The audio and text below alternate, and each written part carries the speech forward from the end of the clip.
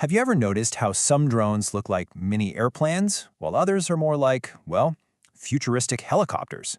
It's not random. It all comes down to the mission. Today, we're going to break down the taxonomy of drones, basically how they're classified based on the job they were built to do. Okay, so when I say the word drone, what's the first image that pops into your head? I'm guessing for a lot of you, it's that classic four-rotor quadcopter, right? The kind you see filming epic movie shots or maybe buzzing around the park. But here's the thing, thinking that's all there is to it is kind of like thinking all vehicles are family sedans. In reality, that quadcopter is just one single tool in a massive, super high-tech toolbox. The world of unmanned aerial systems is incredibly diverse, with a specific design for just about any job you can dream up. And that gets us to our first major split in the road, the classic trade-off between endurance and agility. You see, a drone's physical design, its actual shape, is almost always dictated by what it's supposed to do. Let's dig into that. So, let's start with a challenge.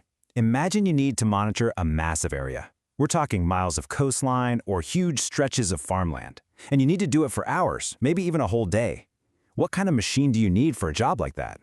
Well, the answer is a fixed-wing drone. It's designed pretty much just like a traditional airplane, and it uses its wings to generate lift. This makes it super efficient for flying long distances. They could just glide along, staying in the air for a really long time and covering a ton of ground with no problem at all. Okay, but what if you have the complete opposite problem? Let's say you're not in some wide-open field. You're in the middle of a dense, complicated city. You need to fly between buildings, stop and hover in one place, maybe even peek through a window. That fixed-wing drone, yeah, it's just not going to cut it. For a mission like that, you need a rotary wing drone. Now, this is the design most of us probably think of first.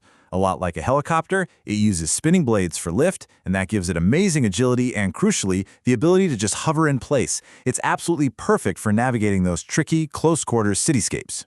And when you see them side by side like this, the trade-offs become crystal clear. You've got the fixed wing, which is the king of long-distance observation out in open terrain, where its endurance is everything.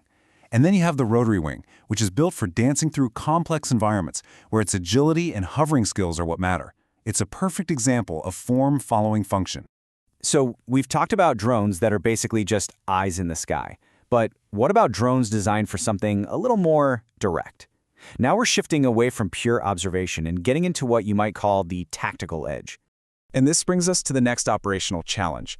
How do you build an unmanned system that isn't just for watching, but for actively taking part in direct combat missions? For that, you get what's known as a tactical platform. And let's be really clear here. This is not just a surveillance drone that somebody strapped a weapon onto. No way. This is a highly specialized system that's designed and built from the ground up for one thing: combat. Its whole purpose is fundamentally different from the observation drones we just talked about. All right, so we've talked about large-scale combat. Now let's swing to the complete opposite end of the spectrum. I'm talking about spies in miniature. Okay, picture this scenario. You've got to get intel from inside a building. You can't just send a person in, and a normal-sized drone would be spotted in a second. So the challenge is, how do you scout an indoor space completely undetected without anyone even knowing you're there? The solution is just incredible: the nano drone. This is a tiny, miniature, unmanned aircraft. We're talking sometimes small enough to fit in the palm of your hand, and it's engineered for exactly that job: stealthy, indoor recon and scouting. So it's pretty obvious by now that every single one of these designs exists for a very specific reason. It all comes back to this one central idea: purpose-built flight. So let's do a super quick recap of our toolbox. You've got the fixed wing for distance and endurance, the rotary wing for agility in tight spaces, the tactical platform for direct combat, and the tiny nano drone for indoor scouting. You see, 4 totally different tools for 4 totally different jobs. And this really nails the central idea from our source material, which says, the taxonomy serves as a guide to understanding the functional diversity of contemporary robotic flight systems. You know, in other words, it's not about one single thing called a drone. It's about an entire ecosystem of flying robots. Which really leaves us with a fascinating final thought. We've seen drones built for endurance, for agility, for combat, and for stealth. With this technology evolving faster than ever, you have to wonder, what new purpose will flight be built for next? What new challenge will the next generation of these incredible machines be designed to solve? Something to think about.